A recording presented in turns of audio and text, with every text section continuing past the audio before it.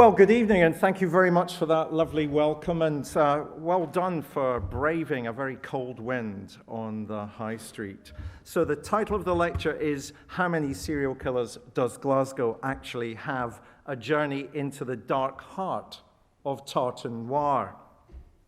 I actually stopped counting when I reached 27. Life, I reasoned, is just too short, but I'm also certain that if I had had more time and considerably more patience, I could have found many, many more. So whatever I tell you this evening, 27 is an underestimate of the numbers of serial killers prowling the streets of Glasgow. Not real serial killers, of course, but the fictional ones that populate Tartan Noir. The serial killers, in other words, that drive the plots of best-selling novels and pose problems for dogged detectives and offender profilers of various backgrounds, different genders, evolving personal lives, and bizarre neuroses. The often charismatic, magnetic serial killers that stick in the imagination and fascinate us as much as they should repulse, shock, and horrify. These are the serial killers that people ask me about, almost as if they are real, as opposed to imagined offenders. But how did I reach that number before I gave up counting? And why did I start? I blame it on having to binge my way through the latest outputs within Tartan Noir in preparation for presenting BBC Scotland's crime files. Quite quickly, I began to notice a trend, and then wanted to see just how far that trend might stretch. And stretch it did. Frankly, it went on and on and on. So this is what I did. Let me explain to you the not too academic methodology that I used to come up with a number, just in case you think I'm exaggerating. The books that I consulted had to be fictional, rather than true crime which increasingly has become crime fact that looks like crime fiction. I therefore excluded Denise Miner's The Long Drop, given that it's based on the real serial killer Peter Manuel and true events, and the novels had to be largely, if not wholly, set within Glasgow and the city's suburbs.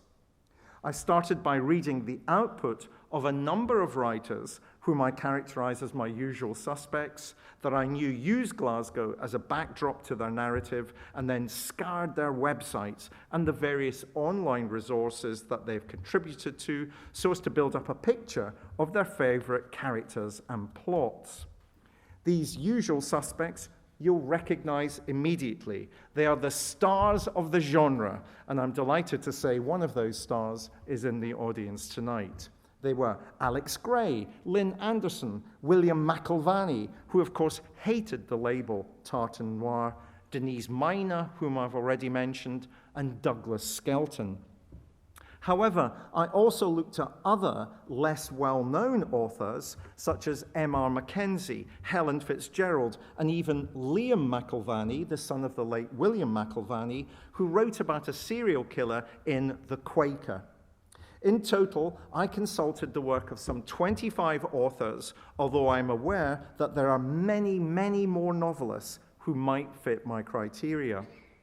I then excluded plots that were essentially about mass murder as opposed to serial murder, and therefore stuck strictly to the academic definition of a serial killer as being someone who kills 3 or more people in a period of greater than 30 days. I also excluded plots that were about hitmen or want to be hitmen. Criminologically, we see hitmen as being extrinsically motivated. They do it for the money, whereas serial killers are intrinsically motivated. In other words, they kill because of some inner compulsion, whatever that might be, to take the lives of other people. This meant that I also excluded the wonderful Glasgow trilogy of Malcolm Mackay, as his plots revolve around a hitman climbing or attempting to climb an organized criminal hierarchy in the city. And please don't get me started on organized crime in novels.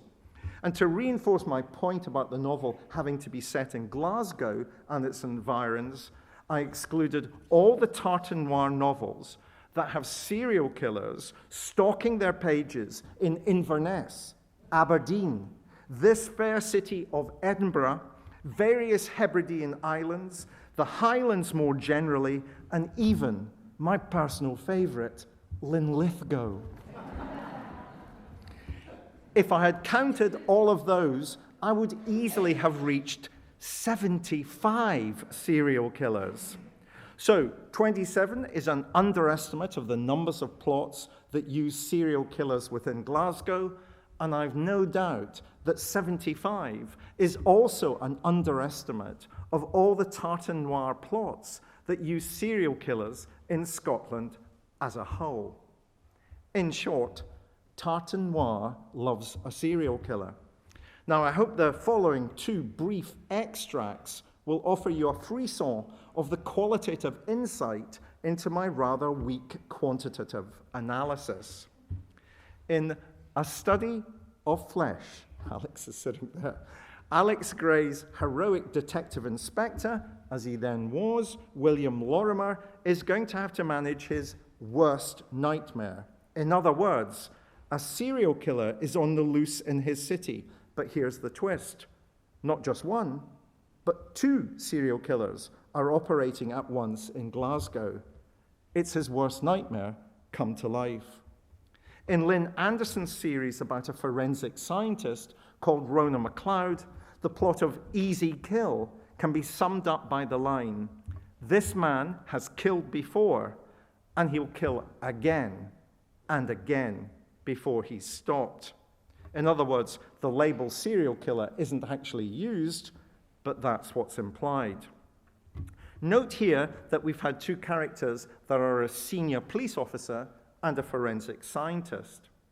However, Douglas Skelton uses a maverick private investigator called Dominic Quest, and Helen Fitzgerald employs a female probation officer, and M.R. Mackenzie, a female criminologist. So the tartan noir genre is expanding to accommodate different roles within and also outside of the criminal justice system to allow, I think, new plots to evolve rather than the rather tired and, frankly, at times, laughable police procedural. Here's my last point about these Glasgow-based novels before I begin to use some of these strands to make three more serious points and comments as would befit a Sacro Lecture. If I look at when these novels were published, Alex's first book came out in 2002 and Lynn's the following year. William McIlvanney's trilogy about Inspector Jack Laidlaw was published between 1977 and 1991, and I thought it was interesting that he therefore started to write before the onset of the serial killer thriller, perhaps more popularly associated with Thomas Harris's Red Dragon and The Silence of the Lambs, and the moral panic about actual serial murderers in the United States that started in the 1980s. Of note, McIlvanney Sr. does not use a serial killer at all to drive his plots, whereas his son, in an obvious nod to Bible John, does. So far, so good. But does any of what I've just described to you actually matter? I think that it does. It matters deeply, and I hope to explain to you why. My first serious point is that the majority of those novels that I read or analyzed were written, published, and consumed within a period of time that saw an unprecedented, and I would go as far as to argue, poorly acknowledged, decline in murder in Scotland more generally, and Glasgow specifically. As recently as 2004, Glasgow had the unenviable reputation for being the murder capital of Europe. 10 years later, largely due to the Glasgow violence reduction strategy, now the Scottish violence reduction strategy, the murder rate within the city had declined by some 60%. That is a remarkable achievement, which we would do well to celebrate, although I sometimes wonder, especially since I've been rediscovered as a Scot, to what extent we Scots have ever been good at celebrating success. However, whether we celebrate it or not, we live in Scotland at a time when our bloody, brutal, and violent past really has become history, and when virtually every aspect of our current social, cultural, and criminological life has become blessed by unprecedented levels of peaceful coexistence.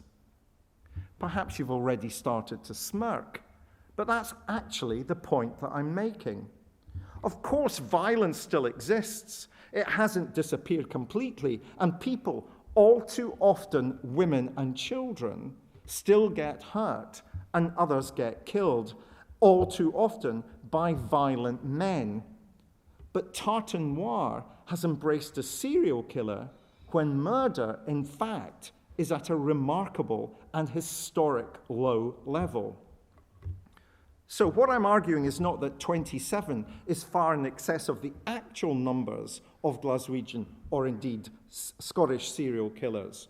And for the record, I would suggest that there have only been 5 operating in Scotland since the end of the Second World War, and I will very deliberately choose not to name them, or that geographically stable serial killers, such as the ones who kill within Glasgow of Tartan Noir, would be much more quickly caught than those who are geographically transient. But that perception has begun to shape reality, or what is seen as reality. Specifically, that perception shapes the public's understanding of murder and serial murder, who is likely to fall victim to that dreadful crime, and what we can do to reduce its incidence. I've argued, for example, that we'd make Scotland far safer from the threat of real serial killers if we challenged homophobia, misogyny, and had a grown-up debate about sex work, and give the elderly a voice in our culture rather than seeking their silence. Keeping us safe from the actual phenomenon of serial murder is rarely about dogged detectives, especially insightful and gifted offender profilers, bless you, or about developments in forensic science, but has much more to do with ensuring that there are common and shared values of civility and respect. And more politically, it's about ensuring that the gap between the haves and the have-nots does not widen in our society to obscene levels of privilege on the one hand and abject poverty on the other. And when we do imprison violent men, we have to be prepared to help them to stop committing crime. The plots of Tartan Noir inevitably, gothically, pathologize and individualize, and in doing so, let society off the hook. Perhaps that's why Tartan Noir is so successful. It suggests that serious, violent, and deadly crime is simply about the personal responsibility of the offender, rather than a responsibility that should be shared much more widely. It implies that the solutions to serious and violent and deadly crime are therefore held within the hands of the criminal justice system in the guise of dogged, if flawed, detectives who keep the barbarians from the gate, rather than through sweeping changes that might be necessary within society and the political will to introduce those changes. So my second serious point is that in the same way, we know that binge drinking or eating is unhealthy and cannot just be tackled at the level of the individual who binge drinks or eats. The binge consumption of Tartan Noir, consuming the ever more ingenious plots of this cultural product, is in the end, for me, harmful. Of course, I cannot prove a cause and effect here in the way that we can show that smoking causes lung cancer. Although I do wonder if one of the legacies of Clarice Starling are the numbers of women who are increasingly drawn into this field, and more generally, a recent willingness to use prison in Scotland rather than non-custodial options. Scotland's prison population is now at an all-time high, and I really do wonder why that should be the case. Are the Scots any more prone to committing crime than the Welsh, the English, the Swedes, Norwegians, Danes, Icelanders, Finns? You can see where I'm going here. And why have we started to choose to incarcerate our offenders at a rate that our near neighbours do not? I know from my work as a criminologist, as a teacher, and as someone who still offers advice to the police within live investigations or through cold case reviews, that what people think that I do is far removed from the reality of what I actually do if I am profiling or talking or working with an offender or someone who's been accused of committing a crime. My reality has little impact on people's perception because I cannot ever hope to compete with the glamorous and exciting worlds or with the alluring, if flawed, characters created within Tarte Noir and the black and white solutions that we encounter there. Indeed, I wonder to what extent perception has shaped your reality too. And if I were to ask you now, what percentage of all the murders committed within a given year gets cleared up in the UK, what would you say? What percentage of all the murder that gets committed in any given year gets cleared up in the UK? If you think of a percentage, and we can discuss miscarriages of justice and so forth, just think of a percentage.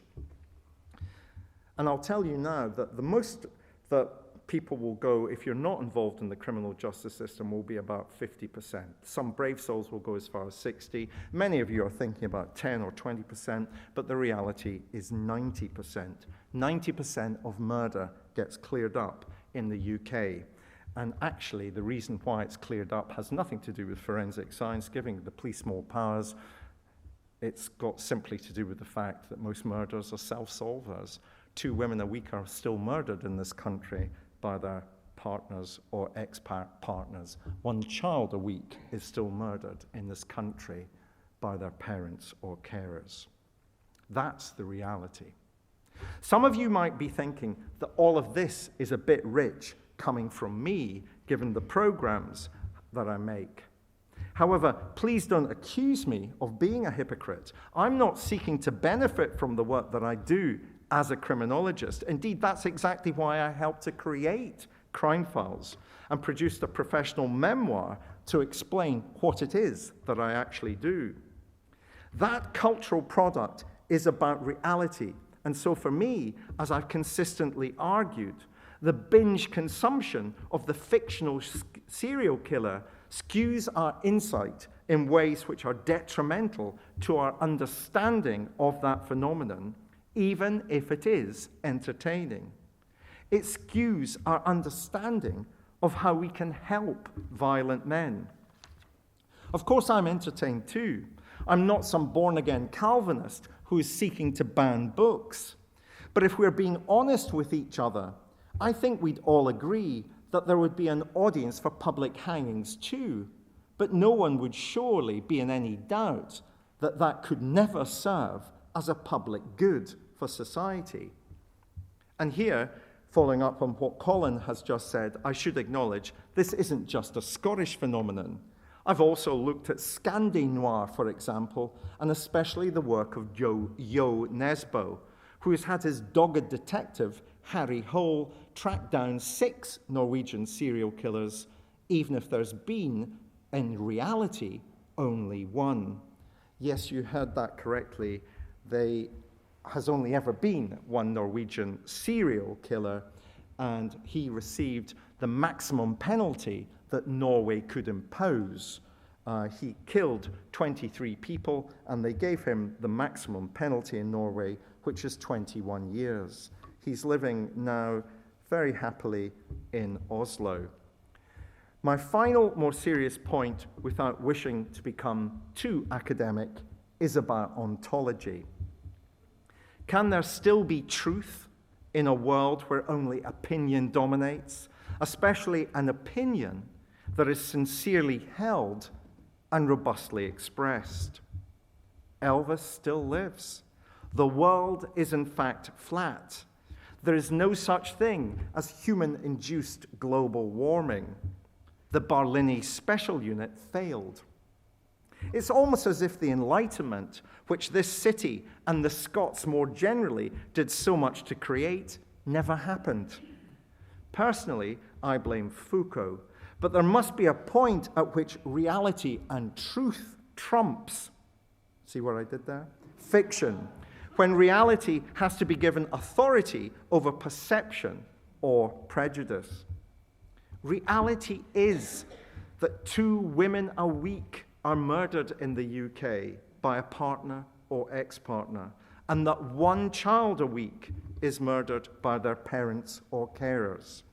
The reality of serial murder is that gay men and sex workers get disproportionately killed, and that all too often the policing of these crimes is at best shoddy and at times diabolical. Serial killers prey on the weak and the vulnerable, and those people are made weak and vulnerable because we as a society prioritize, promote, and cherish other people and other things. Alternatively, what we as a society disavow and discredit leads inevitably to those people ending up dead. The reality is that we have to help violent men to stop being violent, and yet Scotland closed the one place in its now overcrowded penal system which actually did just that. The Barlini Special Unit may not have found political or even popular favor. It was disavowed and discredited. But it worked. It did not fail. It closed not because of failure, but because it was too successful. Of the 36 damaged, dangerous, and disturbed men that entered there between 1973 and 1994, only 4 have ever been reconvicted. The reality is that the Barlini Special Unit shows us not that nothing works, or what works, or some things work, but it reveals instead a peculiarly Scottish trait, that some things can't be seen to work. We need to rediscover a pride in what happened at the Barlini Special Unit, because all the violent offenders whom we are currently banging up today will mostly still get released, but will have had little or no help to counter their offending behavior whilst they've been imprisoned.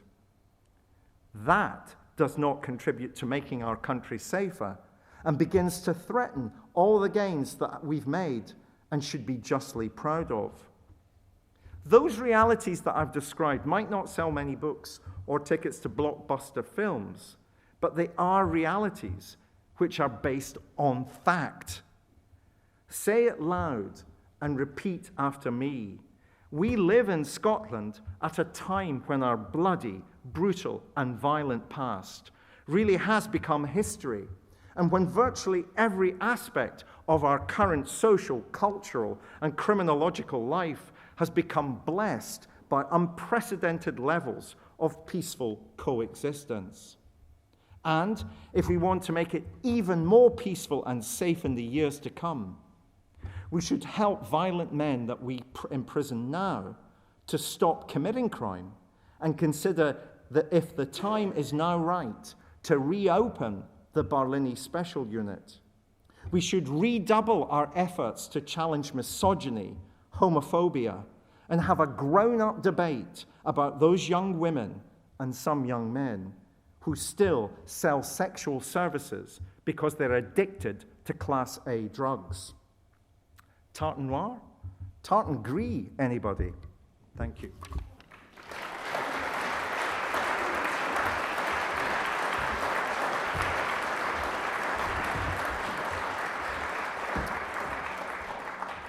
Well, that was fascinating and challenging, and it, I'm sure, opens up in your minds many questions that you might want to raise or comments that you might want to make.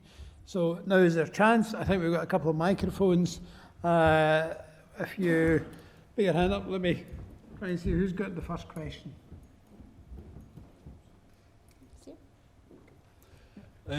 Professor Wilson, Who you are first. my name's Ian Murray. I'm just a retired nurse from Falkirk.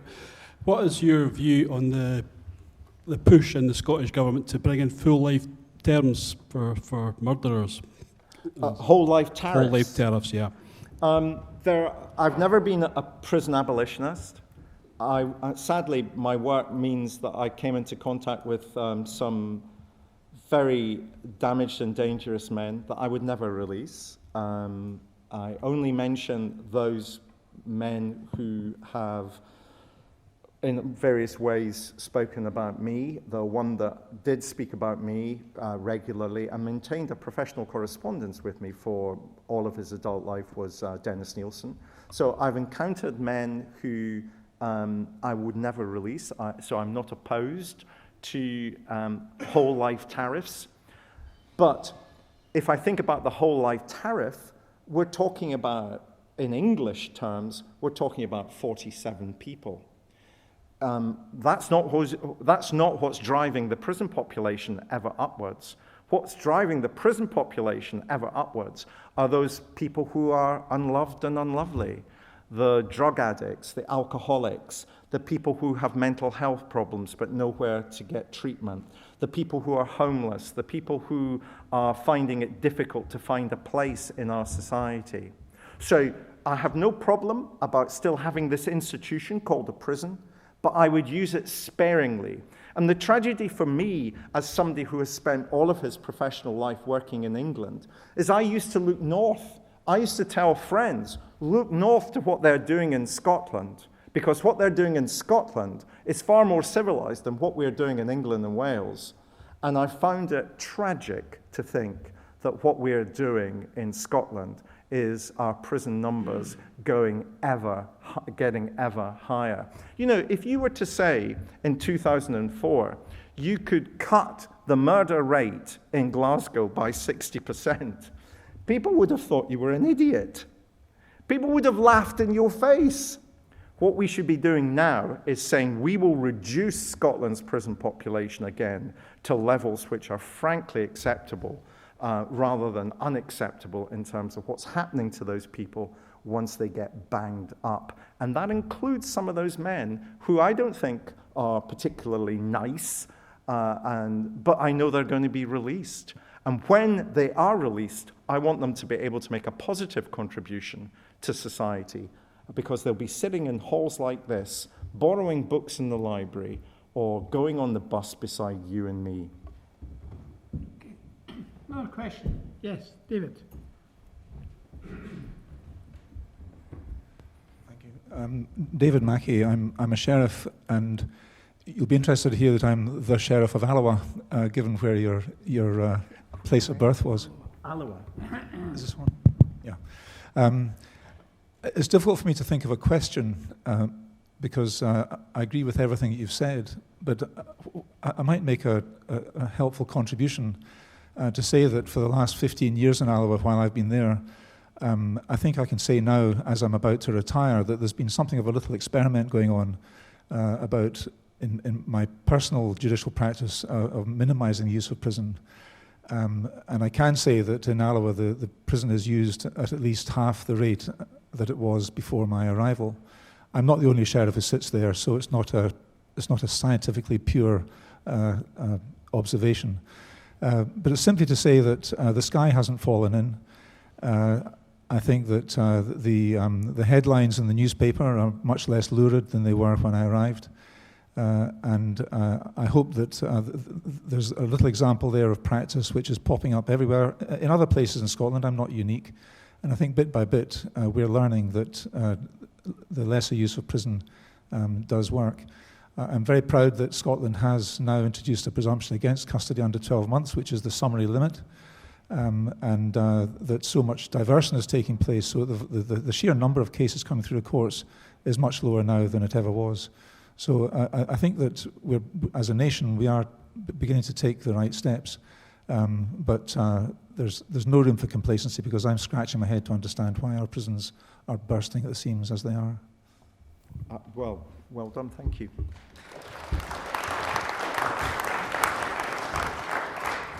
Thank you, David. I think it's interesting what you're saying about the local press, is that over the time that you've sat in Alloa, they've got used to what you do, and it becomes less of a headline. And that's maybe one of the challenges for us in terms of how we get into changing policy and practice. Another question? Yeah, Dan. And there was one at the back. Dan Gunn, Deputy Chair of Sacro and retired prison governor, and a former governor of the Berlin Special Unit many years ago. And I would advocate bringing back units, but not for violent offenders. I would bring them back for serious organised crime individuals, but that's a separate argument for a separate day. I just think about violent crime, that the overwhelming link is with alcohol. And I wonder if you have any thoughts about Scotland's attitude and relationship with alcohol over the years, and whether you think it may be changing. And if it is changing, that may be the reason for the drop in the homicide rate. It may very well be. I hesitate to talk. I live in England, and therefore being embedded in a culture would allow me to see, answer your question much more rigorously. I only see, therefore, the kind of, I experience Scotland through rugby and coming to Murrayfield, and trust me, there's still binge drinking goes on in those events. But I would not in any way attribute the drop in violence and the murder rate more generally to a thing.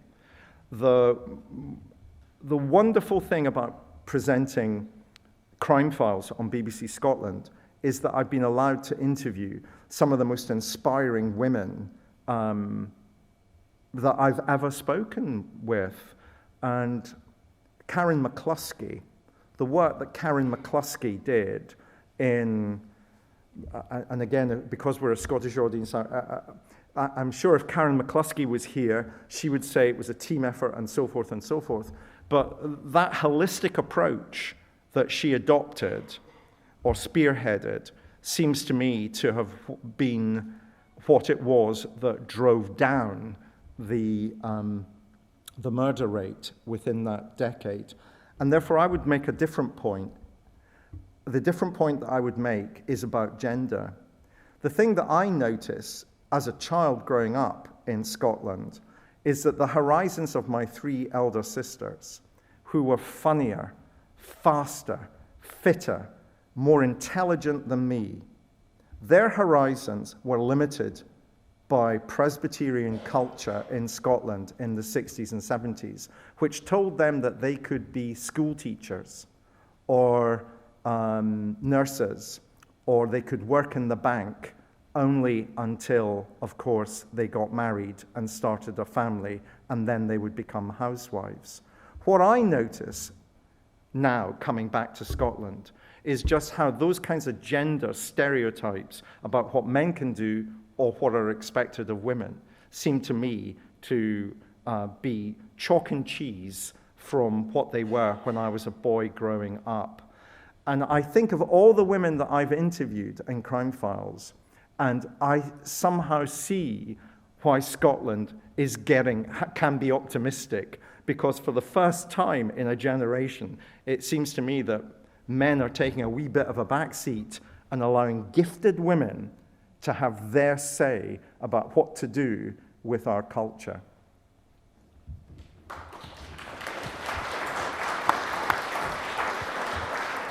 I think there was a question at the back of the room. Good evening. My name is Joan Alexander. You mentioned closing the attainment gap, and I'm a firm believer in prevention strategies. There's so much put in education, so much put on teachers, on what they're expected to educate nowadays. In your opinion, where should the prevention start? Gosh, well, prevention should start without wishing to label people. Prevention starts in at the earliest possible moment in which that child is born into our world. If you bring a child into a world where there is no expectation, or they're already written off because of the place that they were born and the horizons which they have, that's when you begin to limit people and tell them that they don't belong. Teachers are incredibly important. Teachers provide a mechanism. Education provides a mechanism for people to escape from some of those things. So, in fact, I think you already know the answer to your question is that you start intervening as early as you possibly can.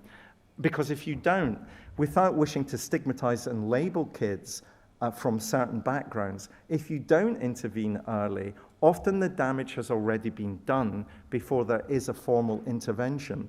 Again, one of the most inspiring people that I interviewed men that I interviewed that could answer that question would be Darren McGarvey, and that extraordinary book that he wrote called Poverty Safari, which won the Orwell Prize.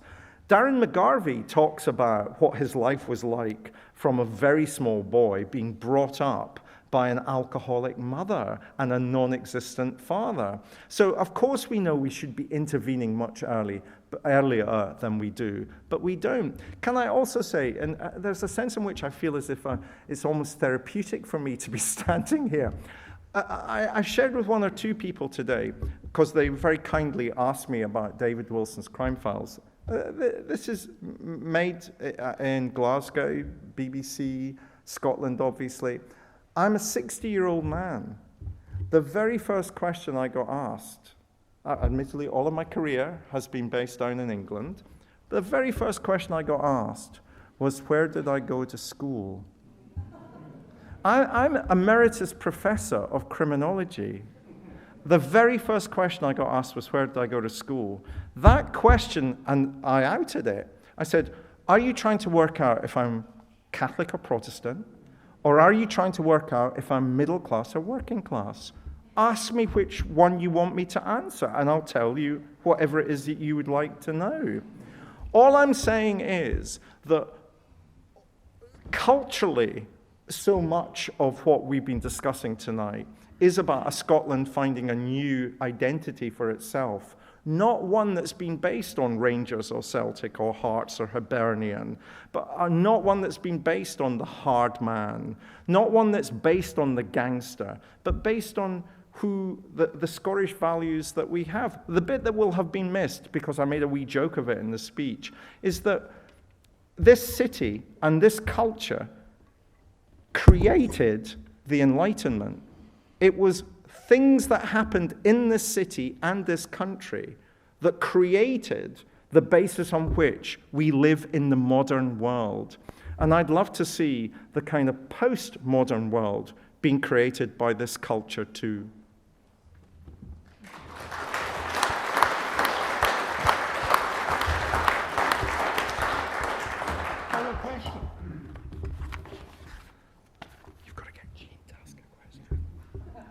Lindsay Thompson, medical director at the State Hospital and professor of forensic psychiatry. Whom I interviewed for crime files. You did, so I agreed with your comments fully, can I say. But more seriously, I was going to take us back to your beginning with your comments on Tartan Noir, and I would completely agree that fear of crime and reality of crime, serious violent crime, do not match up for most people. And I do think there is an important message to get across there. I do, however, think that with these dramas and the books and so on, there is something addictive about crime. Crime in literature, crime in the television, as there are about soap operas or medical dramas too. But given there's an addictive quality to them, and given that it can be harmful for people to live in fear, do you think, a little bit like packets of cigarettes, we should stamp a public health warning on these books that orientates people towards reality as opposed to fiction? You're a wee devil. The short answer to that is no. And I've never been in the world of banning books. I know of no culture that has ever banned books and there has been a positive public good as a consequence.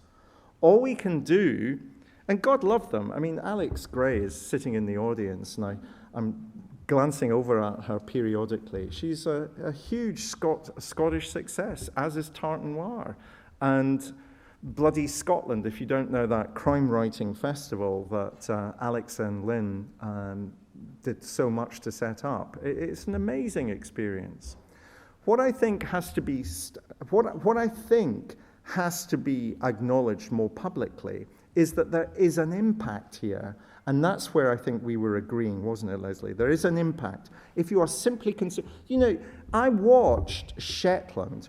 I was doing the crime files, and so I was watching Shetland, the latest series that's just been on, and every time Glasgow got mentioned, it was as if they were going to Sodom and Gomorrah. And Jimmy Perez would say his daughter was at Glasgow University, and people would go, "Ooh," and you'd think, "What is going on? This is just absurd." The Glasgow Citizens Theatre, Scottish Opera, Scottish Ballet, the Hunterian. What is going on that we're creating an acceptable trope within the narrative of drama? I just feel we need to be more open about that. When I spoke about this in England, because obviously I've spoken to, I was speaking to Richard Ford at the Times, and he wanted to know what I was speaking about. And he said, "Well, come on, David, there's a murder every week in Oxford and Inspector Morse. Who'd want to live in Midsummer Common?" And you go, "Yeah, I know that's true, but there's a sense in which it's consumed in England, Morse, Midsummer Common. It's consumed as fantasy. My worry is so much of Tartan Noir was being consumed because of the skills of the writers as gritty realism. And that's where it becomes frightening, because people start to think that that's actually what's happening as opposed to everything that we've been discussing this evening." Do you have a question? Jean, got to get Jean. Jean is my biggest Twitter follower. I've got to give Jean a question. First of all, thank you very much. It's very interesting, all the things that you're saying. I am now 70, and I'm originally from Castlemilton, Glasgow, and my alcoholic father made me leave school at 14 because I'm the oldest of 9 children, and that was to be my fate, to get married and have 9 children. And I decided not to do that, so I left and came to Edinburgh when I was 21. I ended up being very lucky, and I then created a very good business. And I was quite successful in my business, and used to take me trips to New York every year, spend my money. And then when I reached retirement age, then I was beset by health problems. And I then decided I couldn't work anymore. So I created a group for people who are isolated in our wee community. And that group sits every Monday in Greg's, because everybody knows Greg's, and they like their sausage rolls. And there was a gentleman, I got a phone call to go and help, and he had been on the streets for 7 years.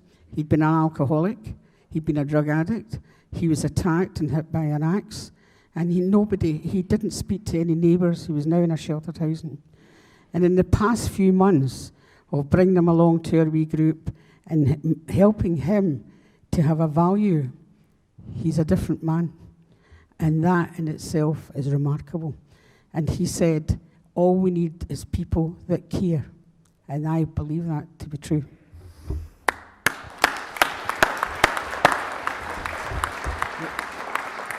And for those people who really are interested in the reality of serial murder, the group of people, there are serial killers in this country, by which I'm meaning the United Kingdom. I know it's not going to be the United Kingdom for much longer.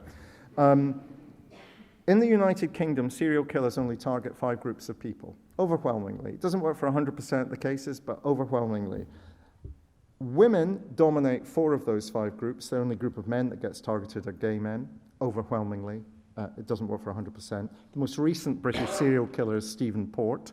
All the failings of the police investigation in relation to the murders committed by Dennis Nielsen are repeated only a matter of about 5 years ago in the murders committed by Stephen Port. And of the group of women, the 4 groups of women, the group of women who are targeted most regularly by British serial killers are women over the age of 60. And that's why, again, it might not have come across in terms of the overall narrative arc of the speech. That's why I talk about the isolation of the elderly in our culture. That's why I talk about how the elderly so much. Nobody questioned Harold Shipman, except for the local taxi driver. Nobody cared if somebody when they were 70 or 72 or 67 just was visited by the doctor because they wanted a flu jab, but after he left, she died. Nobody seemed to question that, which is why he is our most prolific British serial killer, 215, perhaps as many as 260 people that he killed, largely, not totally, but largely women over the age of 60. If you want to do something about serial murder, you challenge the isolation and the voicelessness, the silence of the elderly in our culture. You do something to continue to challenge homophobia, and you have a grown-up debate about why so many young people who are addicted to Class A drugs have to sell their bodies to survive. Because if you did all of those, then you really would do something to overcome the incidence of serial murder. And the thing that I speak about most regularly in England, I don't know the circumstances in relation to Scotland, but if you look at where the murder rate in England has increased, if you look at the rate in which there have been suspicious deaths, I can't say it's murder. If you look at where the increase in suspicious deaths, it's amongst the homeless. And I swear, without any hesitation, that if I was a serial killer, I would be targeting the homeless in our culture now, because that's who's disavowed and discredited, ignored, silenced, marginalized, and ignored.